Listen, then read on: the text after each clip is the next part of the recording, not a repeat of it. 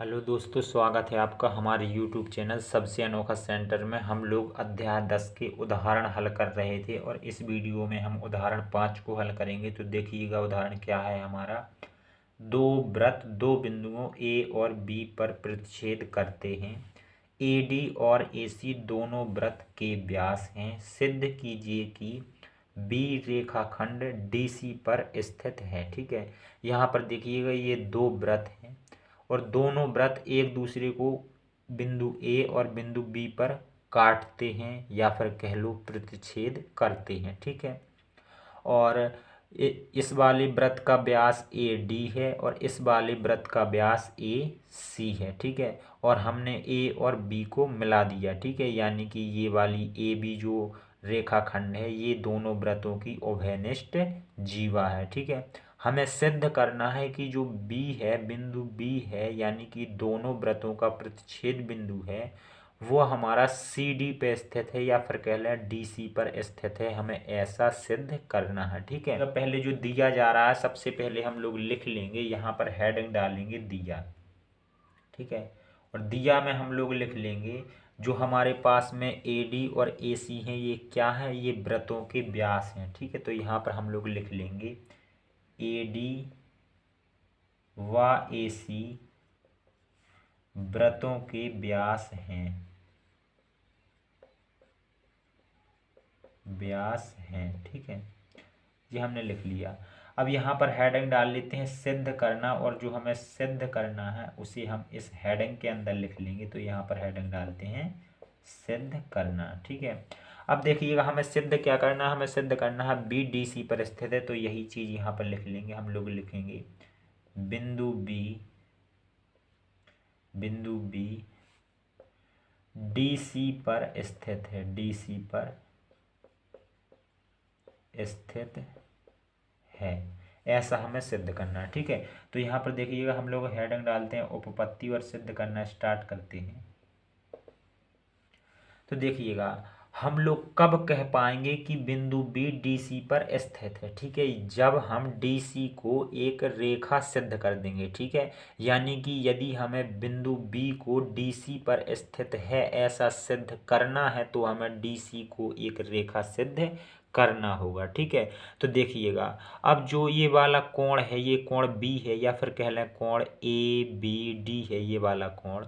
तो ये वाला कोण एक अर्धवृत्त का कोण है। देखिएगा ये एक अर्धवृत्त के अंदर बन रहा है, ए बी डी, ये वाला कोण एक अर्धवृत्त के अंदर बन रहा है। ठीक है, यानी हम कह सकते हैं ये वाला जो कोण ए बी डी है ये एक अर्धवृत्त का कोण है। ठीक है, और हम लोग जानते हैं अर्धवृत्त का कोण समकोण यानी कि 90 अंश का होता है। ठीक है, तो यहाँ पर हम लोग लिखेंगे कोण ए बी डी, कोण ए बी डी एक अर्धवृत्त का कोण है, एक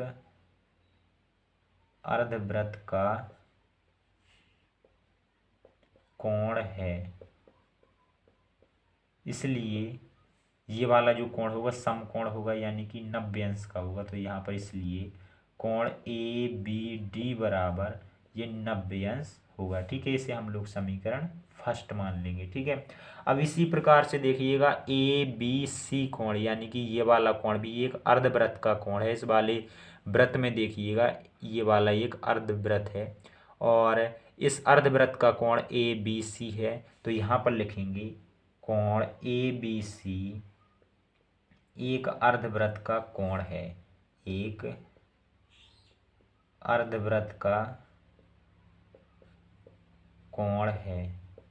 अब ये भी अर्धवृत्त का कोण है तो इसलिए हम कह सकते हैं ये भी हमारा कितने का होगा, 90 अंश का होगा, यानी कि समकोण होगा। ठीक है, ये 90 अंश का होगा, इसे हम लोग समीकरण सेकंड मान लेते हैं। ठीक है, अब देखिएगा यहाँ पर हम क्या करेंगे, समीकरण फर्स्ट और सेकंड को जोड़ देंगे। ठीक है, तो यहाँ पर लिखेंगे समीकरण फर्स्ट व सेकंड को जोड़ने पर, समीकरण फर्स्ट व सेकंड को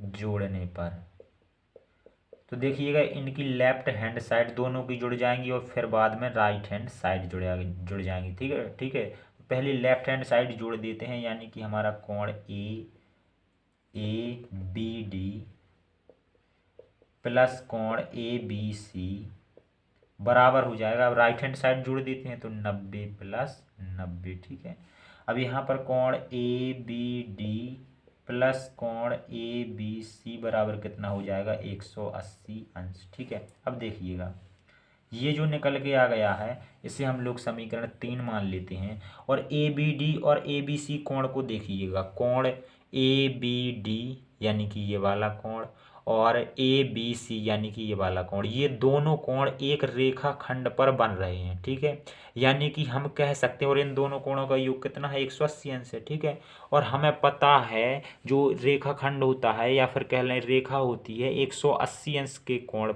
की होती है। ठीक है, यानी कि रेखा का कोण 180 अंश होता है। ठीक है, तो इस रेखा पर दो कोण बन रहे हैं, एक तो ए बी डी और एक ए बी सी, और इन दोनों का योग कितना है 180 अंश है। यानी हम कह सकते हैं जो डी सी है एक सरल रेखा है, क्योंकि इस पर जो कोण बन रहे हैं उनका योग कितना है 180 अंश, और रेखा भी 180 ही अंश की होती है। ठीक है, तो यहाँ पर हम लोग लिख देंगे समीकरण थर्ड से स्पष्ट है, समीकरण थर्ड से स्पष्ट है कि DC एक सरल रेखा है, DC एक सरल रेखा है। ठीक है, यहाँ पर लिख देते हैं सरल रेखा है। अर्थात हमने कहा था अगर हम DC को एक सरल रेखा सिद्ध कर देते हैं तो फिर हम कह सकेंगे कि जो बिंदु B है वो DC पर स्थित है। ठीक है, तो यहाँ पर हम अर्थात अब लिख सकते हैं कि बिंदु B DC पर स्थित है, DC पर स्थित है। ठीक है, यही हमें सिद्ध करना था, तो यहाँ पर लिख देंगे इति सिद्धम। ठीक है, इस प्रकार से हमारा 5वां उदाहरण कंप्लीट हो जाता है। चलिए मिलते हैं अगली वीडियो में, धन्यवाद।